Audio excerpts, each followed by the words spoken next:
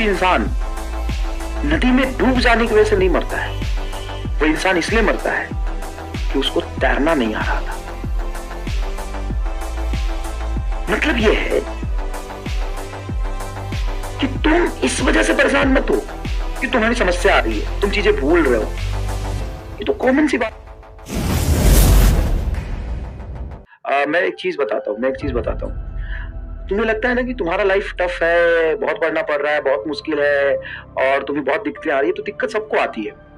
मैं तुम्हें ऑनेस्टली बताता हूँ कि जब हम पढ़ाने आते हैं ना यहाँ पे, उससे पहले काम ज्यादा होता है, कई सारे बैचेस होते हैं, लेकिन फिर भी हमें डर लगता है यार ये समझाना है और भी इतने सारे बच्चों को समझाना है, उसमें अलग अलग तरह के बच्चे हैं, कोई कन्याकुमारी से, तो कोई कश्मीर से, कोई बिहार से, तो कोई राजस्थान से है, कोई यूपी से है, तो कोई एमपी से है।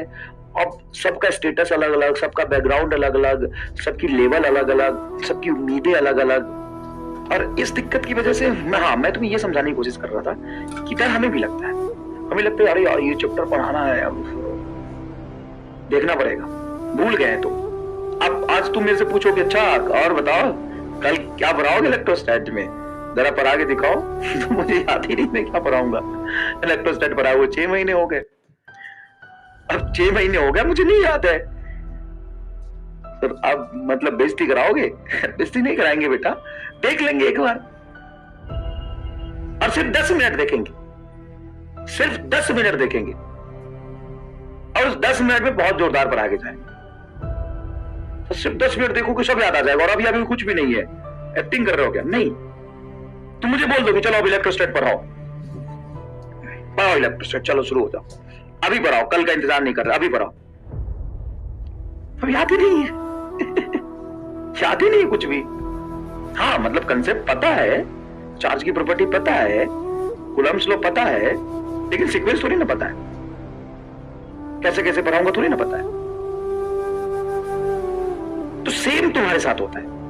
अब तुम अभी सोचो, अगर मैं तुम दोनों चल बता रोटेशन में क्या क्या पढ़ाया था, सब थ्योरी एक एक करके बता, तो तुम कैसे बता पाओ? अरे भाई दिमाग इतना ही है ना। अब उसी दिमाग में केमिस्ट्री भी है, फिजिक्स भी है, बायोलॉजी भी है, सब है। और फिजिक्स के 30-30 चैप्टर है, केमिस्ट्री के 30-30 40-40 चैप्टर है, बॉटनी जूलॉजी के 30-30 40-40 चैप्टर है। अब ये सारा कंटेंट तुम्हारे दिमाग में, और मैं अचानक बोलूं चल रोटेशन के सवाल करके दिखा, भाई साहब बच्चे की जान लोगे क्या? अब तुम्हें कुछ भी याद नहीं आए। इसका ये मतलब नहीं है, इसका ये मतलब नहीं है कि तुम्हें आता नहीं रोटेशन।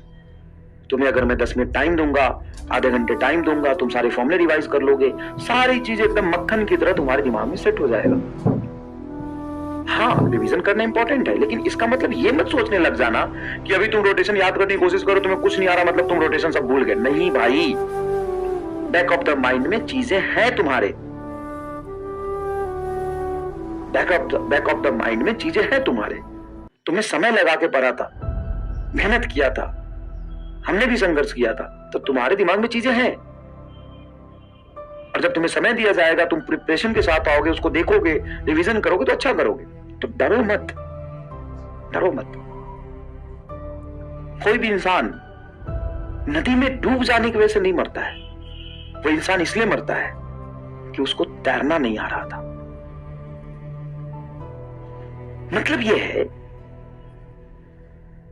कि तुम इस वजह से परेशान मत हो कि तुम्हारी समस्या आ रही है, तुम चीजें भूल रहे हो। ये तो कॉमन सी बात है, सब भूल रहा है, सबको दिक्कत हो रहा है, सबको वीकनेस फील हो रहा है, सबको डिमोटिवेशन फील हो रहा है। इसका मतलब ये नहीं कि तुम फेल कर जाओगे। कोई सिर्फ नदी में डूब जाने से, गिर जाने की वजह से नहीं मरता है, वो मरता तब है जब उसको तैरना नहीं आता है। कोई भी इंसान नदी में डूब जाने की वजह से नहीं मरता है, नदी में गिर जाने की वजह से नहीं मरता है, वो तब मरता है जब उसको तैरना नहीं आता है। आप इसलिए नहीं हार जाओगे कि आप कमजोर हो, आप इसलिए नहीं हार जाओगे कि आप डिमोटिवेटेड हो, आप इसलिए नहीं हार जाओगे कि आपको याद नहीं आ रहा कोई चीज, आपके नंबर नहीं आ रहा, आप में बहुत सारी कमियां, आप इसलिए नहीं हारोगे, आप इसलिए अनसक्सेसफुल नहीं होगे। आप इसलिए जरूर हो सकते हो कि उस वीकनेस पे आपने काम नहीं किया, आपको डर लग रहा था, उस डर के आगे बढ़ के आपने मेहनत नहीं किया। समझ में आया कि नहीं है? तो मेहनत करिए। सर जाते जाते एक शायरी पढ़ी है, अरे रामलाल, शायद थोड़ी ना, फिजिक्स इतना जोरदार पढ़ा है, इतनी अच्छी कहानी बताई है, बता कैसा समझ लगा आज की कहानी, है ना। डॉपलर एक प्रेम कथा तुम्हें बताई है, शायरी। Love you MR. चलो एक शायरी सुनाता हूँ, छोटी सी, मतलब तुम्हारे रिलेटेड है।